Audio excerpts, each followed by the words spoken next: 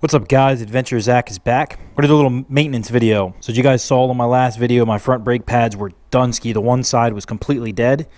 So I went ahead and got the Galfer sintered. These are actually off-roads. They'll do fine for the street. But 1396 is the off-road pad. As you can see right there, off-road. Hopefully these do better off-road because that is what I mainly ride, and my brakes are being eaten alive. Like, they are completely terminated after 2,000 miles or less. And we're going to also do the new chain. So I got about a little over 8,000 miles on my factory OEM chain. Figure what the hell, might as well go ahead and replace it. I wanted a gold chain anyways. Cheap, you know, not expensive. At least compared to street bike chains. Also went ahead and picked some of this stuff up. If you guys ever saw my video where I did the anti-fog, I'm going to go ahead and try this stuff out. I've never actually used this. See how this goes. We'll test it out and see if it works well. And if it works well, it was like $3 for this. If it works well, I'll let you guys know, and you know, you can pick some up. This is just a anti-fog lens cleaner. It's safe on plastics, made by Scott. Put it on your goggles, put it in your visor, all that good stuff. So we'll see if it works tomorrow. I got my Motion Pro chain breaker right here and compressor for the master link. I went ahead and picked up a spare master link for my Hatfield McCoy trip. Figured I might as well have a spare. It's always good to have a spare. They come with one, but I wanted a spare. Just so you guys know, super simple. This is all that needs to be done to do the front brakes. So we're going to go ahead and dive into this. We're going to start with the front brake pads. Then we're going to jump right into the chain, break the old chain off, stick the new chain on. Stay tuned.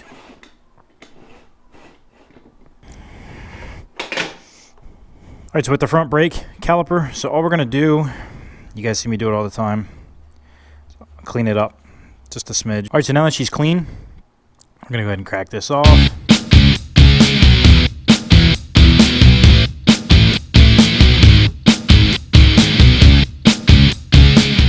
right, so my pads were so gummed up in there, and they kind of wiggle them out, as you can see. Wow. Yeah, I'd say that's about done, right? There's nothing on there, guys. Crazy.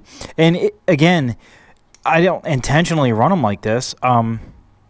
Obviously, it's just I go from riding, and you know, I don't ride. It's not like I ride every day, and I get to that. Like, that's so crazy. That's just crazy. There's no pad, and literally 2 months ago, there was half a pad, more than half a pad.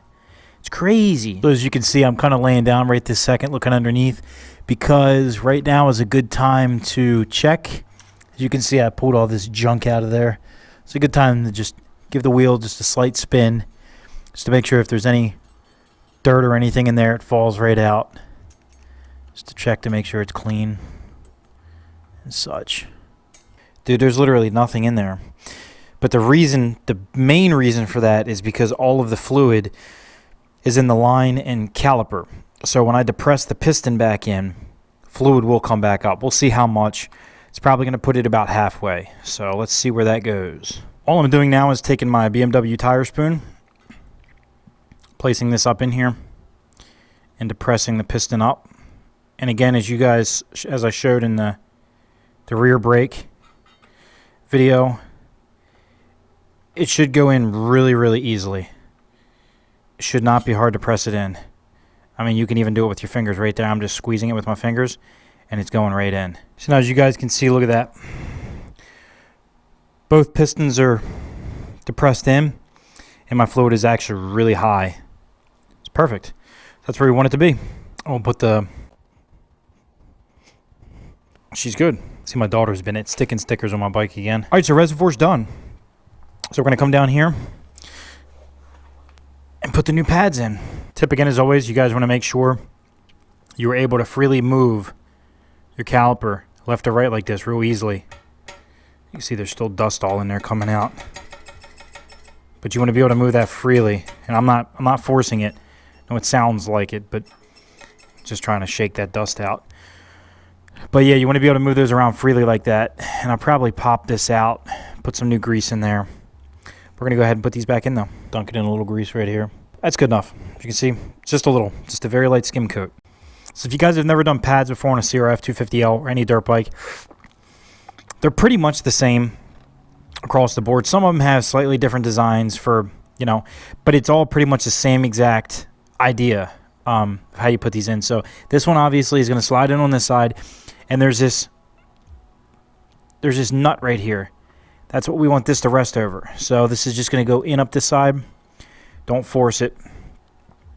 If for some crazy reason it doesn't feel like it wants to go up at all, very well could because you didn't compress or you didn't push the piston in far enough. So that's it. As you can see, it's sitting right there on this right here. So now what we're going to do, that's in place. You kind of just hold a finger on it so it doesn't fall out on you. And of course, you want to have your other pad ready, which I didn't, but that's fine. The same thing. Obviously, you know the bottom punch out hole goes for where the pin goes.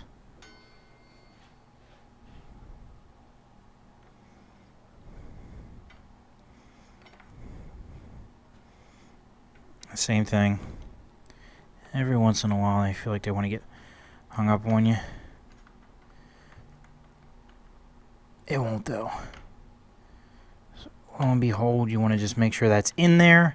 You want to make sure it's all the way up, as you can see. And then you compress these forward. So, same thing here. You see where that pad is?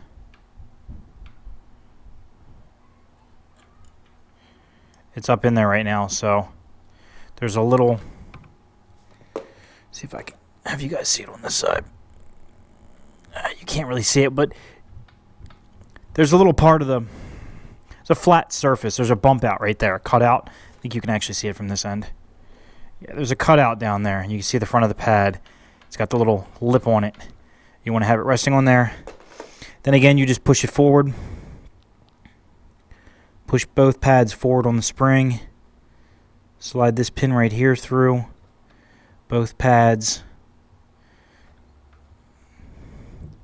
Should be able to thread it in by hand, like so. Take your T-wrench or whatever socket you're utilizing. You don't over tighten. I like to hold them forward still just to make sure it's still good.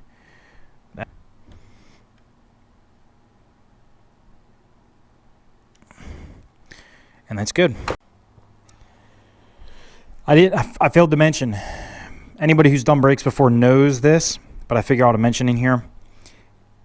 Now that the pads are in, reservoir cap, pistons are pushed back, the new pads are in, you got to come up here and pump your lever. Do not do that with this cap off. Do not do it with this cap off. You'll get air in your system, so you just want to go ahead and, these pads haven't been broken in, so they're going to rub like that a little. She's good. And my level is good. As you can see, look at that. Perfect. So now that the front pads are done, guys, we're going to go ahead and move on to the chain. Let's get to it.